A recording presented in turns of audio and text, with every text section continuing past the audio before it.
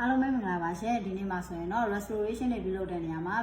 မဖြစ်မနေအသုံးပြုတဲ့ပစ္စည်းလေးတစ်ခုဖြစ်တဲ့ Ivoclar Vivadent ကနေထုတ်လုပ်ထားတဲ့ OptraScuplt and OptraScuplt best system kit လေးကို unboxing လေးလုပ်ပြပေးသွားမှာဖြစ်ပါတယ်ရှင်ဒီ system ကလေးထဲမှာဆိုလို့ရှိရင် anterior အတွက် instrument တစ်ခု posterior အတွက် instrument တစ်ခုဆိုပြီးနှစ်ခုပါဝင်ပါတယ်ရှင်ပထမဦးဆုံးအနေနဲ့ anterior အတွက် instrument လေးအကြောင်းအရင်ပြောပြပေးပါမယ်ရှင် anterior အတွက် instrument လေးမှာဆိုလို့ရှိရင်တော့သူကဒီလိုမျိုး double side ပေါ့နော်နှစ်ဖက်သူကကြတော့ pushing and padding လုပ်လို့ရတာပေါ့နော်ဒီ pushing ကတော့ဒီသူ့မှာပါဝင်တဲ့ instrument လေးအတိုင်းသုံးပြရတာဖြစ်ပြီးတော့ padding မှာကြတော့ဒီမှာညီမတို့ padding instrument လေးဟို tip လေးပေါ့နော် padding tip လေးတက်ပြီးတော့အသုံးပြရမှာဖြစ်ပါတယ်ရှင်ဟုတ်ပြီးသွားလို့ရှိရင်ဒီ instrument လေးရဆိုလို့ရှိရင်သူများနဲ့မတူတဲ့ထူးခြားချက်ကပါလဲဆိုတော့သူကဒီညီမတို့ restoration ပြုလုပ်နေစဉ်အတွင်းမှာပဲသွားရဲ့ white ပေါ့နော်သွားရဲ့ anterior ရဲ့ white ကိုတိုင်းတာလို့ရတဲ့ measuring scale လေးပါဝင်ပါသေးရဲ့ရှင်ဟုတ်ဒီဘက်မှာအသုံးပြုတဲ့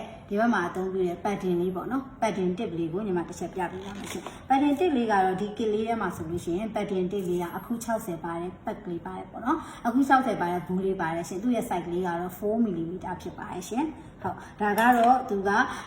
ပြောမယ်ဆိုလို့ရှိရင်တော့သူကအဓိကအသုံးပြုတာ anterior တွေမှာသုံးတယ် anterior တွေမှာဆိုလို့ရှိရင်သူကလေးခိုးတာတွေပေါ့နော်ဒီကောင်လေးနဲ့ padding လုပ်တဲ့ဖြစ်တဲ့အတွက်restoration တွေမှာလေးခိုးတာတွေမဖြစ်တော့ဘူးပေါ့နော်အကောင်ကောင်ကြီး pushing နဲ့ padding ကောင်းကောင်းလုပ်လို့ရပါတယ်ရှင့်ဟုတ်ဒါလေးကတော့ posterior ရဲ့အတွက် instrument လေးဖြစ်တယ်ပေါ့နော် posterior ရဲ့အတွက် instrument လေးမှာဆိုလို့ရှိရင်တော့သူကဒါကကြတော့ဒီဘက်ကလည်း double side ပေါ့နော်သူကတော့ double side နှစ်ခုလုံးမှာကိုတက်ချင်တဲ့ tip လေးတက်ပြီးတော့အသုံးပြုလို့ရပါတယ်ရှင်ဟုတ်ဒီမှာတက်တဲ့ tip လေးတွေပြောပြမယ်ပေါ့နော်ဒါကသူကဆိုလို့ရှိရင်လည်းတပူးမှာအခု60ပါတယ်ဒါပေမဲ့သူကတော့တစ်မျိုးတည်းမဟုတ်ဘူးရှင် tip လေးတွေက3မျိုးပေါ့နော်3မျိုးကဘာလဲဆိုလို့ရှိရင်ဘောရှိမယ်ချစ်စဲရှိမယ် pointed tip ရှိမယ်ပေါ့နော်သူကလို့ရှိရင်တစ်ချက်ဖွင့်ပြပေးမယ်ရှင်ဟုတ်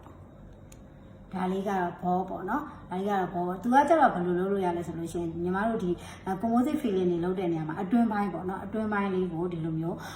filling လုပ်တဲ့နေရာအတွင်းပိုင်းအထဲအထိကိုနှိုက်ပြီးတော့filling လုပ်လို့ရတာဖြစ်ပါတယ်ရှင့်ဒီကောင်လေးကတော့ချစ်စဲပေါ့နော်ချစ်စဲကကျတော့ posterior ရဲ့ occlusal surface တွေမှာဆိုလို့ရှိရင်သူ့ရဲ့သွားရဲ့ morphology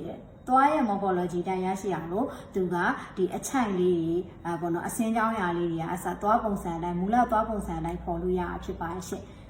ဒီကကျတော့ pointed tip ပေါ့နော် pointed tip ကကျတော့လေဒါအတူတူပဲ occlusal surface တွေကိုသူက occlusal surface မှာပါဝင်တဲ့အသေးစိတ်ပေါ့နော်အချိုင်သေးသေးလေးတွေကအစအစင်းကြောင်းသေးသေးလေးတွေကအစပုံပေါ်လို့ရတာဖြစ်ပါရှင့်ဟုတ်ကဲ့ဒီ tip လေးတွေဆိုလို့ရှိရင်တော့ single use ဖြစ်ပါတယ်သူကတော့ပြန်သုံးလို့တော့မရပါဘူးရှင်ဒီ tip လေးတွေကုန်သွားလို့ရှိရင်လည်းညီမတို့ဦးလုံးစမစ်မြန်မာပါပဲပြန်ပြီးတော့ဝယ်လို့ရပါတယ်ရှင်ဟုတ်ညီမကိုမိမိတို့အသုံးပြုနေတယ်ပေါ့နော်ဆရာတို့အခုဒေါက်တာတို့အသုံးပြုနေတဲ့